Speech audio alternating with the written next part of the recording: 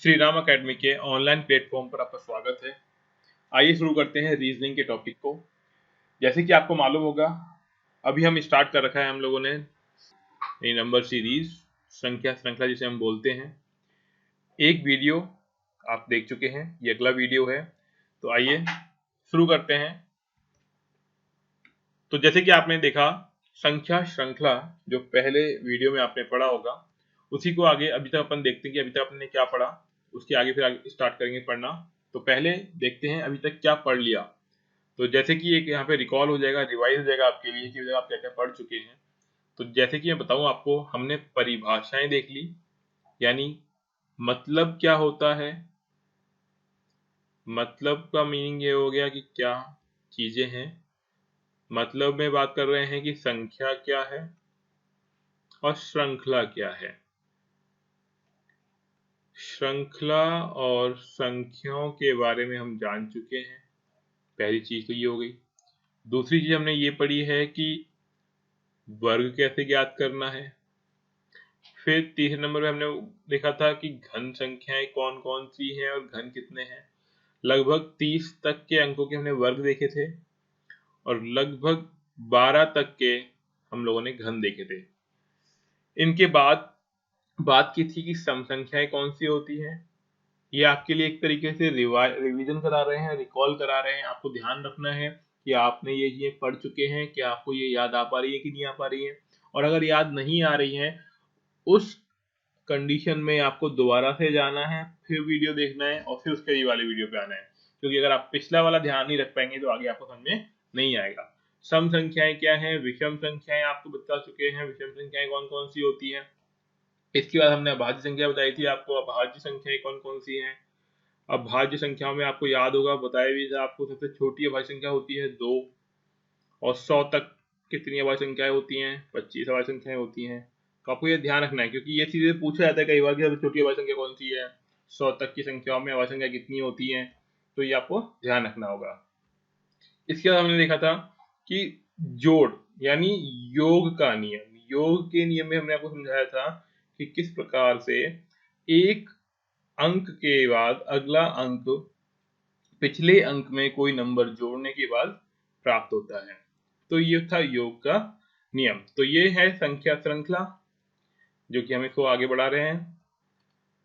अभी तक जो पढ़ा था वो हमने आपको रिकॉल करा दिया है। इसका अभ्यास करना है। जिसको कुछ भी समझ में नहीं आया है वो दोबारा से वीडियो देखे एक बार जाके। बिल्कुल आराम से पढ़ाया जा रहा है, हर चीज को विस्तार से समझाया जा रहा है।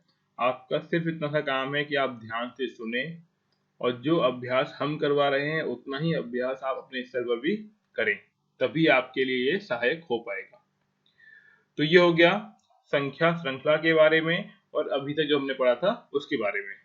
इसके आगे बात करते हैं आज के विषय में कि आज हम क्या क्या पढ़ने वाले हैं। जैसे कि योग का नियम तो हम पिछली बार पढ़ चुके थे।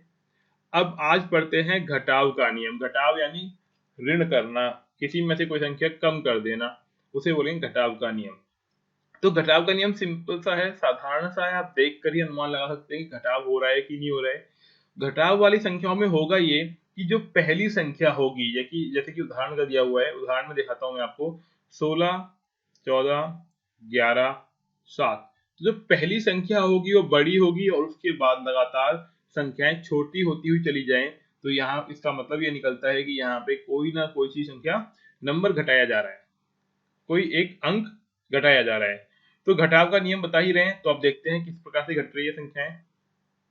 जैसे कि हमने देखा 16 से 14 कैसे आएगा, 2 कम करके आएगा। 14 से 11 कैसे आएगा, 3 कम करके आएगा, तो माइनस लगा दिया इसके आगे। फिर 11 से 7 कैसे आया, -4 करके। अगर इन तीन संख्याओं के बारे में हम ध्यान से देखें तो हमको मालूम पड़ेगा कि पहले 2 कम हुआ, फिर 3 कम हुआ, फिर 4 कम हुआ। यहाँ पर ऐसा भी हो सकता था कि हर अंक में सिर्फ 2 ही कम होता, तो समान संख्या आपको कम करनी थी। लेकिन यहाँ पे क्या हो रहा है, पहले 2 कम हुआ, फिर 3 कम हुआ, फिर 4 कम हुआ। इसका मतलब ये होता है कि जो अगला अंक होगा वहां पे 5 कम होगा। तो सिंपल सी बात है, देखते हैं कितना होगा। 7 में से 5 कम किया तो जो आपका आंसर आएगा वो कितना आ गया, 2। यानी यहाँ पर इस क्वेश्चन के लिए जो इसका उत्तर होगा वो क्या हो जाएगा, 2, 2 यानी सी। ये तो हो गया कि 2, 3, 4, 5 ऐसे घट रहा था। ऐसा भी हो सकता है कि कोई एक समान अंक, तो समान अंक घट रहा होगा तो कैसे होगा, मैं एक साधारण सा उदाहरण दे रहा हूँ आपको। अभी मेरा मानना यह है कि हमको आसान से कठिन क्वेश्चनों की तरफ जाना चाहिए, तो प्रारंभ में हम लोग आसान आसान क्वेश्चन करेंगे और धीमे धीमे अपना लेवल बढ़ाएंगे, धीमे धीमे मुश्किल क्वेश्चनों की तरफ जाएंगे, जैसे कि आपको समझने में कोई भी दिक्कत ना आए। तो अब इसमें एक और चीज देख लीजिए कि ऐसा भी हो सकता है कि सपोज पहले 20 दिया हुआ है, फिर 16 दिया हुआ हो, फिर 12 दिया हुआ हो, फिर 8 हो, और फिर आपसे पूछा जाए कि अगला अंक कौन सा होगा।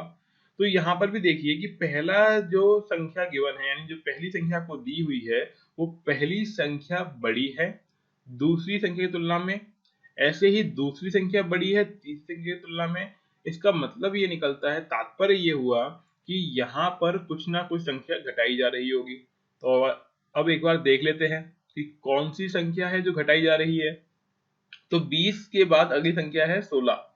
तो 20 से 16 कैसे प्राप्त होगा, 4 घटाने पर। 16 से 12 कैसे प्राप्त होगा, फिर से 4 घटाने पर। उसके बाद 12 से 8 कैसे प्राप्त होगा, फिर से 4 घटाने पर। आपने देखा लगातार 4 ही घटाया जा रहा है। तो एक ये नियम बन गया। नियम क्या बन गया इस क्वेश्चन के लिए, कि आपको अगला अंक प्राप्त करने के लिए पिछले वाले अंक में से 4 को घटाना है। तो यहाँ पर अगला आपको प्राप्त करना है अंक क्वेश्चन वाली जगह पे, तो कैसे आएगा, 8 में से आपने -4 घटा दिया तो आपका आंसर क्या आ जाएगा, 4। तो इस श्रृंखला के लिए जो मैंने अलग से उदाहरण लिया है, इस उदाहरण के लिए अगर आपसे पूछा जाता है अगला अंक कौन सा होगा, तो यहाँ पे जो अगला अंक आएगा वो क्या आएगा, 4। तो ये हो गए घटाव के नियम के 2 उदाहरण। इसके अलावा और बहुत सारे क्वेश्चन हम करेंगे। अभी सिर्फ आप ये समझ लीजिए कि कितने प्रकार से क्वेश्चन बन सकता है, और उसको हल करने के लिए आपको प्रारंभिक स्तर पर किस प्रकार से सोचना है। यानी पहले तो आपको अपने दिमाग को सोचने के लेवल पर लेके आना है, और सोचने के लेवल के बाद उसकी स्पीड को बढ़ाना है। क्योंकि यहाँ पे 2 काम करने हैं, पहले आपको सोचना है और फिर उसकी स्पीड को बढ़ाना है। क्योंकि वही बच्चे पास हो पाएंगे जो सोच जल्दी लेंगे और साथ ही साथ जिनकी स्पीड भी तेज होगी। तो दोनों ही जगह पर अपन को अपने आप को परिपक्व करना है। ठीक है, आगे बढ़ते हैं। इसके बाद तो अगला है गुणा का नियम। जैसे कि पहले हमने जोड़ का नियम समझा, फिर हमने घटाव का नियम समझा, अब हम देख रहे हैं गुणा का नियम। गुणा का नियम का मतलब सीधा सा मतलब होगा कि किसी अंक को किसी दूसरी संख्या से गुणा किया जाएगा और फिर हमको सीरीज का यानी वो श्रृंखला का अगला अंक या फिर अगला नंबर प्राप्त हो जाएगा। तो जैसे कि आपकी स्क्रीन पर दिख रहा है, गुणा का नियम यानी गुणा करके जो अंक प्राप्त होने वाला है वो कौन सा अंक होगा, उसका नियम किस प्रकार से होगा। ऊपर दिया हुआ है, मैं एक बार दोबारा से नीचे लिख के दिखाता हूँ आपको। इस तरीके से होगा, जैसे दिया हुआ है 2,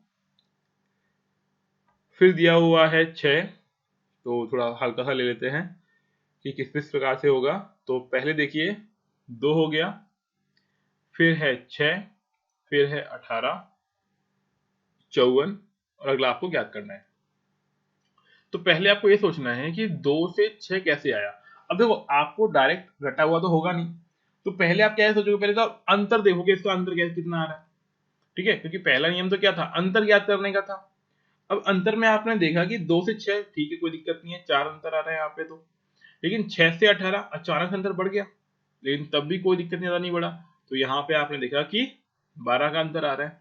लेकिन अब अगली बार आप जब देख रहे हैं तो 18 से 54 हो गया है, यहाँ पे अंतर कुछ ज्यादा ही बढ़ गया।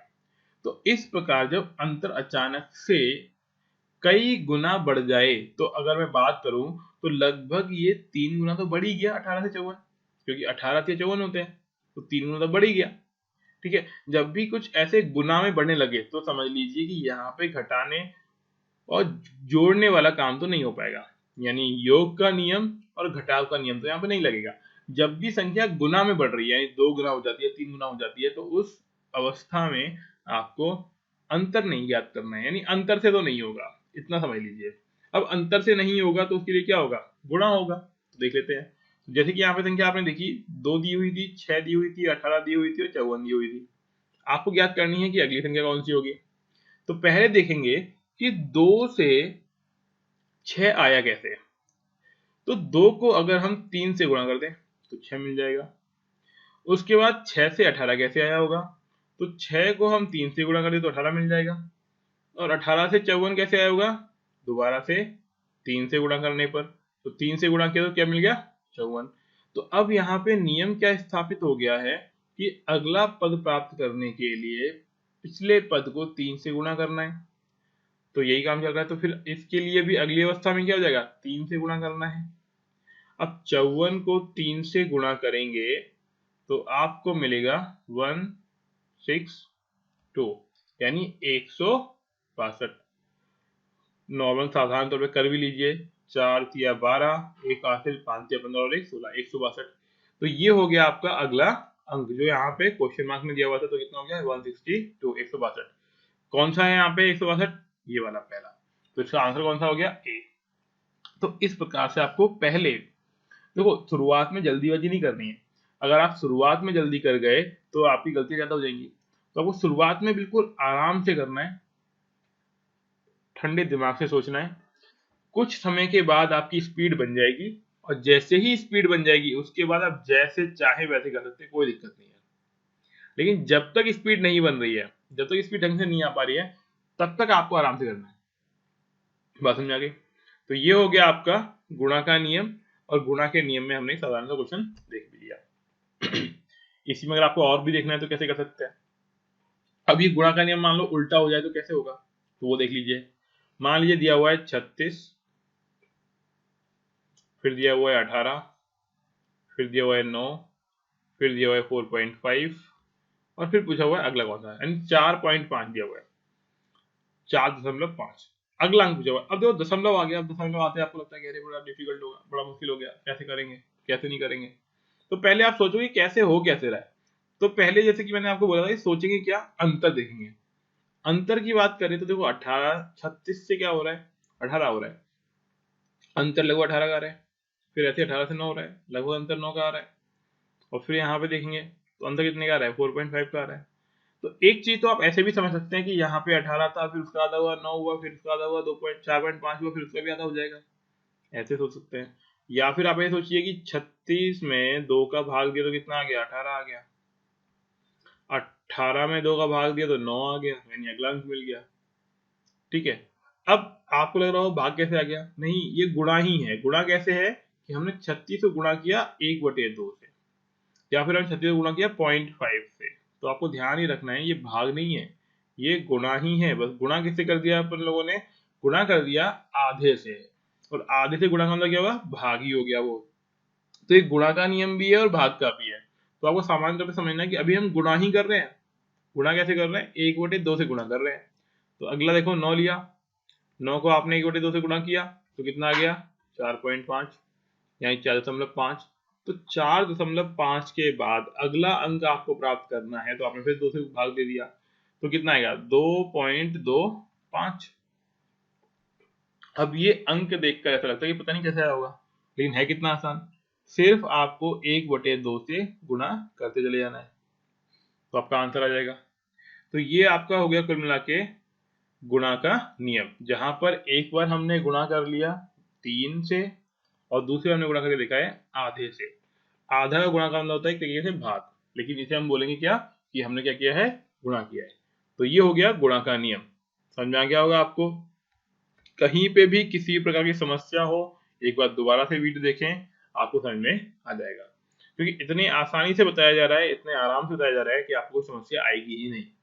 बस आपको बस एक ही काम करना है, ध्यान से सुनना है और साथ में कॉपी लेके बैठना है, जिसमें आप लिख सके। अगर आप लिखेंगे नहीं तो ये रीजनिंग है, बिना लिखे चीजें आएंगी नहीं। आगे बढ़ते हैं। अगला है भाग का नियम। तो भाग में देखिए कैसे करेंगे। अभी वाला भाग वो वाला भाग नहीं है, समझिएगा। जो अभी समझाया था वो था 1/2 से गुणा करना। अब ये है प्रॉपर भाग देना।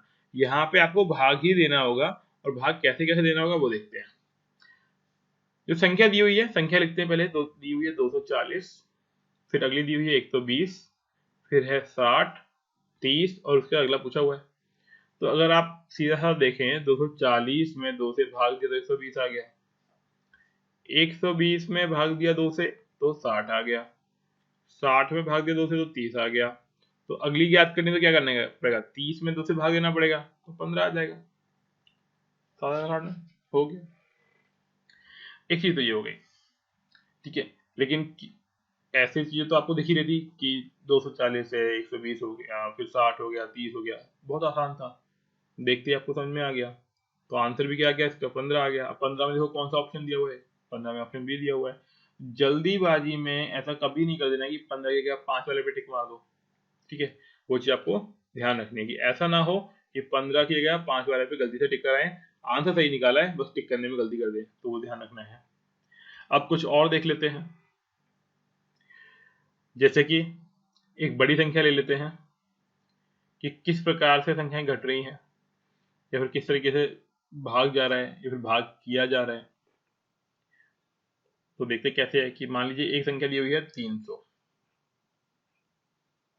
300 दे दिया, फिर दे दिया 60, फिर दे दिया 12, और आपसे पूछा रहा है कि अगली संख्या कौन सी होगी। अब आपको यहाँ पे थोड़ा सोचना पड़ेगा कि यार कैसे हुआ ये। तो जैसे कि हम बता ही कह रहे हैं भाग का नियम, तो एक बार देखते हैं कैसे भाग का नियम क्या हुआ। 300 में हमने 5 से भाग दिया, तो कितना आ गया, 5 का 30, 60 आ गया।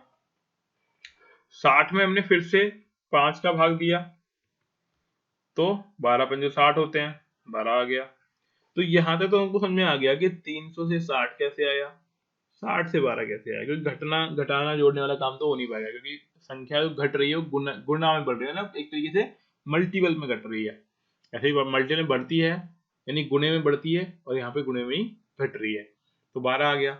अब 12 के बाद अगला जो अंक होगा वो कैसे निकालेंगे, 5 से भाग देके। अब आपको लगेगा 5 से भाग जा नहीं रहा पूरा का पूरा, कोई समस्या वाली बात नहीं है, आप पॉइंट ऑफ निकालिए।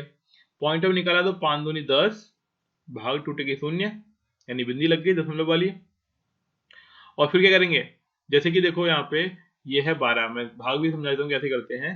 5 से आपने भाग दिया, 5 दूनी 10, तो कितना बच गया 2, उसकी लगी 0 बिंदी, और बिंदी से यहाँ पे आ गया 0, 5 चौक 20, तो ये हो गया 20, यानी आंसर कितना गया 2.4।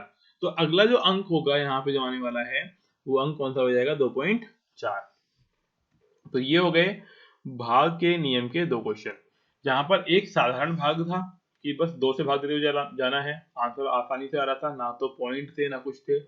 दूसरे में हमने क्या किया, 5 से भाग करके देखा, 5 से भाग वाली सीरीज बन रही है, मतलब 5 से भाग देने वाली श्रृंखला, और इसमें आपको अगला अंक ज्ञात करना था, और अगला अंक हमारा क्या आ गया 2.4, 2.4। तो ये हो गए भाग के नियम। अब भाग के नियम के बाद देखते हैं अगला क्या है। अगला है संयुक्त श्रृंखला का नियम। अब देखो ये संयुक्त श्रृंखला का नियम क्या होता है। संयुक्त श्रृंखला का मतलब ये हो गया कि एक बार जब आप अंतर निकालेंगे तो एक बार के अंतर से आपको प्रॉपर चीजें नहीं मिलेंगी, नहीं पूरी तरीके से श्रृंखला नहीं बन पाएगी, उसके लिए आपको अंतर का भी अंतर निकालना पड़ेगा। तो देखिए संयुक्त श्रृंखला का नियम है क्या। इस नियम के अनुसार यदि दिए गए प्रश्न में अंतर की नियमित श्रृंखला नहीं बनती हो तो अंतर की एक और श्रृंखला बनाई जाती है, इसे ही बोलते हैं संयुक्त श्रृंखला कहा जाता है। यानी कहने का मीनिंग क्या हुआ कि एक बार अंतर निकाला, फिर अंतर का भी अंतर निकाला, तो जो अंतर का भी अंतर निकल रहा है उसे हम बोलेंगे संयुक्त श्रृंखला का नियम। और ये क्वेश्चन बड़े ध्यान देखने होते हैं, क्योंकि कई बार हम एक बार अंतर निकालते हैं, दोबारा अंतर निकालने का प्रयास ही नहीं करते, और दिक्कत कहाँ पे आ जाती है कि वो क्वेश्चन बस आपके से एक कदम दूर और बढ़ने पर आपको हल हो जाता। लेकिन आपने क्या किया, अंतर का अंतर नहीं निकाला, और जैसे ही अंतर का अंतर नहीं निकाला तो आप उसको हल कर नहीं पाए, फिर गलती कर दी, फिर कुछ भी हो गया कि जिसमें आपको समस्या आई या फिर समय ज्यादा लग गया। तो हम देखेंगे यहाँ पे संयुक्त श्रृंखला के नियम, संयुक्त श्रृंखला वाले क्वेश्चन किस प्रकार से हल किए जाएंगे। तो देखिए जो श्रृंखला दी हुई है मैं एक बार पुनः लिखता हूँ उसको, वो संख्या क्या है, जैसे कि देखिए आपकी स्क्रीन पर दिख रहा होगा सामने कि संख्या क्या दी हुई है। पहला है 0, फिर है 7, फिर है 26, 63, 124। तो आप देखिए पहले अंतर हम निकालते हैं 0 और 7 के बीच का, कि 0 से 7 आया कैसे। तो 0 और 7 में अंतर निकाला तो कितना आ गया 7 का। फिर निकाला 26 और 7 में अंतर, तो ये कितने का हो गया 19 का। उसके बाद निकाला 26 और 63 में अंतर, तो ये हो गया 37 का। उसके बाद 63 और 124 में अंतर निकाला तो ये अंतर निकल आया कितने का, 61 का। और देखो 124 के बाद अगला आपको ज्ञात करना है, तो अभी वो आपको मालूम नहीं है, क्योंकि यहाँ से तो किसी प्रकार का सीक्वेंस या फिर आप बोल सकते हो कि किसी प्रकार का क्रम मालूम पड़ नहीं रहा है। तो करना क्या है, इस अंतर का भी फिर से अंतर आपको निकालना है। अंतर का भी अंतर निकालेंगे तो क्या करेंगे कि पहले देखा हमने 19 और 7 में कितने का अंतर होगा बेटा, 12 का, तो यहाँ पे लिख दिया 12 का। फिर देखा 37 और 19 में कितने का अंतर होगा, 18 का। फिर 37 और 61 में अंतर कितने का है, 24 का। अब यहाँ पे आप देखिए, यहाँ पे अगर आप गौर से देखेंगे तो आपको दिखेगा कि यहाँ पे एक क्रम जरूर बन रहा है।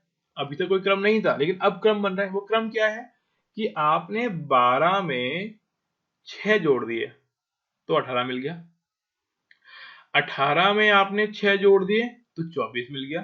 तो अगला क्या करना होगा आपको, 24 में 6 जोड़ने होंगे, तो यहाँ पे क्या मिल जाएगा, 30 मिल जाएगा। और इस 30 का मतलब ये है कि यहाँ पे जो संख्या जो अंतर आने वाली थी, जो चीज बनने वाली थी, वो कैसे आएगी कि 61 में आपको 30 जोड़ना है, और 61 में अगर आपने 30 जोड़ दिए तो बन गए 91, 91, 91 बन गए। अब आपको क्या करना है, यहाँ वाला याद करना था, तो 91 को क्या करना पड़ेगा, 124 में 91 को जोड़ना पड़ेगा। तो आपने क्या किया, 124 में कितना जोड़ दिया, 91 यानी 91। तो कितना हो गया, 4 और 1 5, 9 और 2 11, 1 और 1 2, यानी आपकी जो संख्या मिली वो संख्या क्या मिल गई आपको, क्या ये सही मिल रही है। देखो अब यही ध्यान रखना है, ये वाली गलतियां अगर आपने कर दी तो बस बेड़ा पार है आप लोगों का, तो फिर कुछ नहीं हो सकता। तो आप कितनी पढ़ाई कर लें, गलतियां गलतियां होंगी। और मैं ऐसे बार बार करता रहूंगा जिससे आप अलर्ट हो जाएं, फोकस्ड हो जाएं कि ये कैसे कर दिया। ये गलतियां आप लोग आमतौर पर करते हैं, और आप लोगों को करना क्या है कि ऐसे लिखना है फिर उसको काटना है, जिससे आपको याद रहे कि गलती हो नहीं जाए गलती से भी ये वाली। दोबारा देखिए, करना क्या था आपको कि 124 में 91 जोड़ने थे, और अब ये करके आ जाते और आप आंसर देखते। अगर गलती से इसमें आंसर दिया तो आप फटाफट टिक कर देते। ठीक है, तो ये वाली काम नहीं करनी। आप फिर इसको दोबारा देखिए, 4 और 1 5, 9 और 2 11, और यहाँ पे 2। अब होता क्या है, ये और ये में अंतर ये है कि आपने फटाफट से किया और गलती कर दी, तो गलती करनी नहीं है। तो अपना आंसर कितना आ गया, 215। अब देखिए क्या 215 इसमें दिया हुआ है, हाँ बिल्कुल दिया हुआ है, ये रहा 215। तो ये हो गया आपका क्वेश्चन, जहां पर आपने संयुक्त श्रृंखला यानी एक बार घटाया और जो अंतर आ रहा था, अंतर को भी आपस में अंतर किया, और उसके बाद हमने श्रृंखला ज्ञात की। तो इसे बोलते हैं संयुक्त श्रृंखला का नियम। समझ में आ गया होगा, नहीं आ गया होगा दोबारा देखिए। किया क्या है, संख्या दी हुई है 0 7 26 63 124। हमने पहले एक बार अंतर निकाला, अंतर कितना आया 7 19 37 61 91। देखा हमने यहाँ पे किसी प्रकार का नियम स्थापित नहीं हो पा रहा है।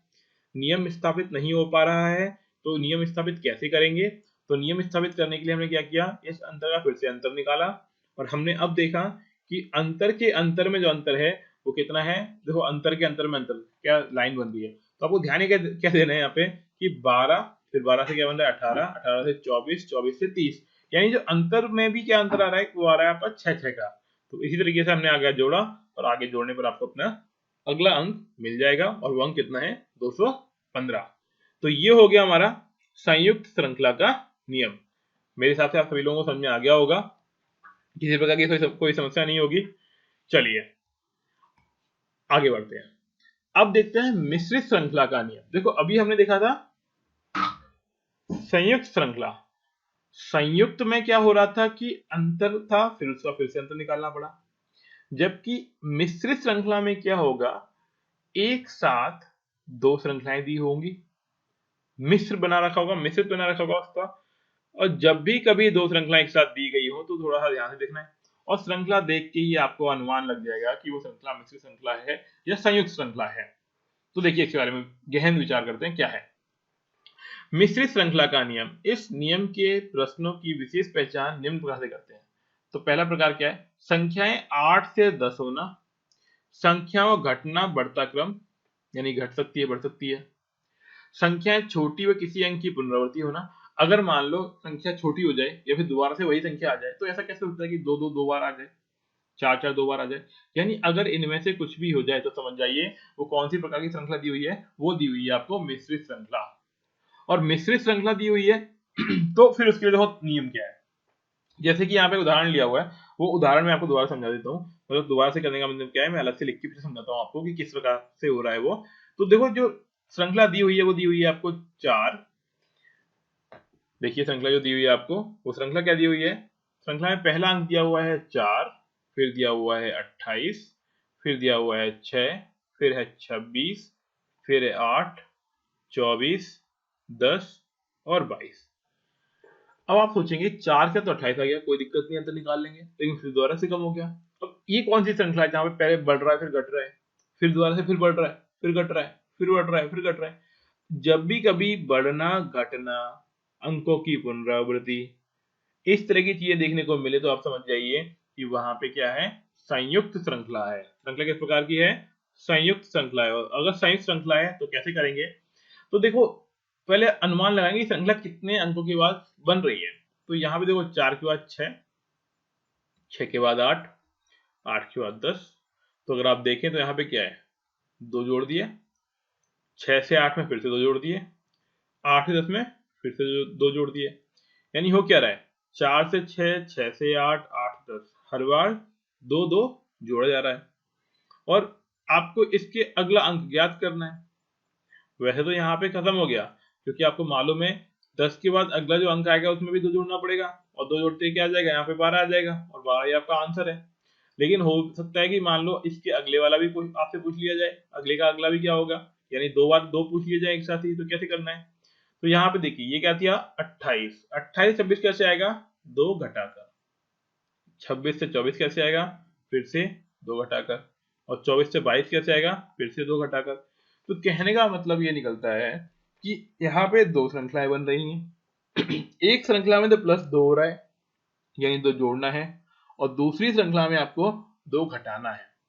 क्योंकि यहाँ पे 2 श्रृंखलाएं एक साथ चल रही हैं, एक में घटाना और एक में बढ़ाना, तो इसे अपन बोलेंगे संयुक्त श्रृंखला, नहीं बोलेंगे, दोबारा ध्यान रखिएगा, संयुक्त श्रृंखला नहीं बोलेंगे, क्या बोलेंगे हम इसको, मिश्रित श्रृंखला। मिश्रित क्यों है, क्योंकि 2 का मिश्रण हो गया है, और मिश्रण हो गया तो उसे अपन किस नाम से जानेंगे, मिश्रित श्रृंखला के नाम से जानेंगे।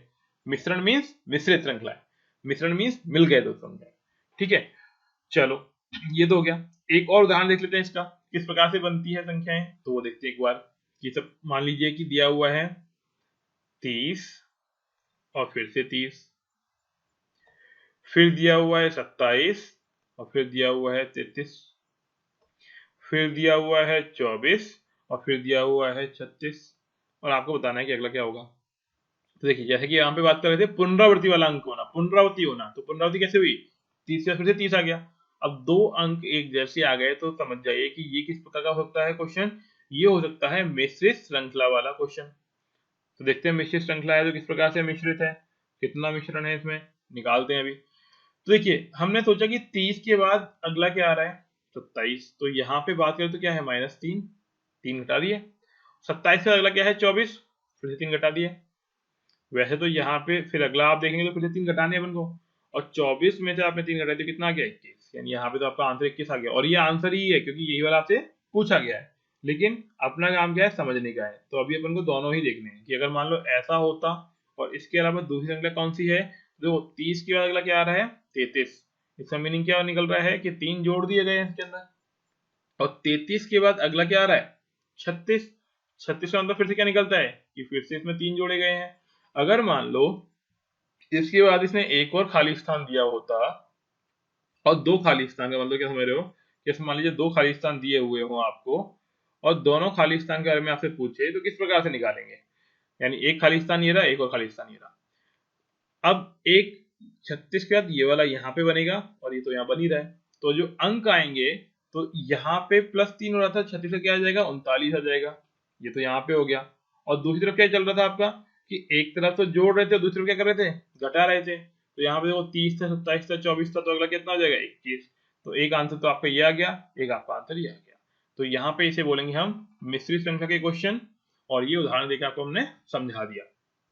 आराम से देखेंगे, बिल्कुल भी घबराने की जरूरत नहीं है, क्वेश्चन को देख के घबराना बिल्कुल भी नहीं है। आपको आराम से क्वेश्चन देखना है और फिर सोचना है कि हम कैसे इसको हल कर सकते हैं। तो तो ये हो गया हमारा मिश्रित श्रृंखला का नियम। मिश्रित श्रृंखला के बाद अब हम कुछ और तरीके देखते हैं जहां पे क्या होता है कि पहले वाले पदों को जोड़कर अगला अंक बनता है, यानी अगला जो श्रृंखला का अगला जो पद आने वाला है, जो अगला संख्या आपको आने वाली है श्रृंखला संख्या के अंदर, वो पुराने वालों को जोड़ कर आएगी। कैसे जोड़ कर आएगी, उस पर एक नजर डालते हैं कि कैसे क्वेश्चन आ रहे होंगे। जैसे कि आपको क्वेश्चन दिया हुआ है 5, फिर है 2, 7, 9, 16 और 25। अगर हम कुछ घटाने की और जोड़ने की सोचें तो देखो यहाँ तो 5 आ गया, फिर संख्या घट गई, फिर संख्या बढ़ गई। इसका मतलब क्या है कि वो जोड़ने वाला संख्या है, फिर घटाने वाला तो नहीं लगेगा। गुणा वाला भी लग नहीं सकता कि 5 में क्या गुणा करे 2 आ जाएगा, नहीं हो सकता। 2 में क्या गुणा करे 7 हो जाए, नहीं। देखो आपको सोचना सब तरीके से है, एकदम से कूदना नहीं है। पहले आपको तरीके से चलना है। जब आप बहुत सारी प्रैक्टिस कर लेंगे, बहुत सारा अभ्यास कर लेंगे, फिर आप देखते सॉल्व करिए, कोई दिक्कत नहीं है। लेकिन पहले आपको सीखना है, बिल्कुल जीरो से सीखना है।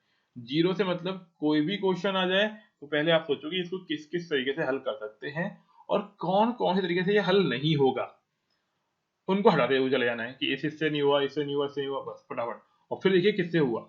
आपके माइंड को प्रोसेस को इतना फास्ट कर लेना है कि आप संख्या देखें और उसके बाद पता लगा लें कि फटाफट इससे होने वाला है। ठीक है, तो देखिए, तो हमने देखा कि 5 के बाद 2 और 2 के बाद 7। थोड़ा सा दिमाग लगाया कि यार 5 और 2 को अगर जोड़ दिया जाए तो 7 बनता है।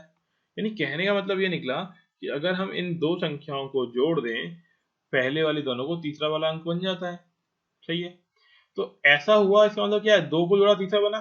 तो अब 9 कैसे बना होगा, देखो 9 कैसे बनेगा, अगर 2 और 7 को जोड़ दिया तो 9 बन जाएगा, ये भी सही बैठ गया। फिर अब देखते हैं 16 कैसे बना होगा, तो इसके पूर्व वाले दो पदों को जोड़ा तो 7 और 9 को जोड़ा तो 16 बन गया, यानी पूर्व के दो पदों को जोड़कर अगला पद ज्ञात हो रहा है।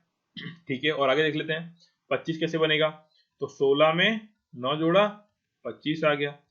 अब मतलब पक्का हो गया, अब नियम स्थापित हो चुका है कि आपको करना क्या है, पूर्व के दो पदों को जोड़ना है, आपको अगला पद मिल जाएगा। तो आपको निकालना है क्या कि इससे अगला पद कौन सा होगा, तो करना क्या पड़ेगा आपको कि 25 और 16 को आपको जोड़ना है। जोड़ा, 6 5 11, एक क्या लग गई हासिल, 2 और 1 3, 3 और 1 4, तो क्या बन गया अपना 41। तो जो संख्या यहाँ पे आएगी अगली वाली, वो संख्या क्या हो जाएगी, 41 हो जाएगी। तो इस प्रकार के पदों में करते क्या है कि आपको पहले जितने ही पद दिए गए हैं उनको जोड़ देना है। तो 41 देखो कौन से नंबर पे आ रहा है, 41 ए में आ रहा है। देखो वही चीज दी हुई है, 2 और 5 को जोड़ा, 2 और 7 को जोड़ा, 7 और 9 को जोड़ा, 9 और 16 को जोड़ा, 16 और 25 को जोड़ा। तो इस प्रकार से पूर्व के पदों को जोड़कर आपको आगे का पद ज्ञात हो गया। इसे हम बोलेंगे पूर्व पदों के योग का नियम। देखो हालांकि सीरीज जैसे श्रृंखला वाले क्वेश्चनों में नियम बहुत सारे हैं, उनको अलग अलग से नहीं पढ़ते, लेकिन वो नियम जो सामान्य तौर पर देखने को मिलते हैं वो मैं आपको यहाँ पे बता रहा हूँ और उनको हम एक एक करके देख रहे हैं। तो ये हो गया हमारा पूर्व के पदों को जोड़कर आपका अगला पद ज्ञात करना। तो ये था हमारे आज के वीडियो में।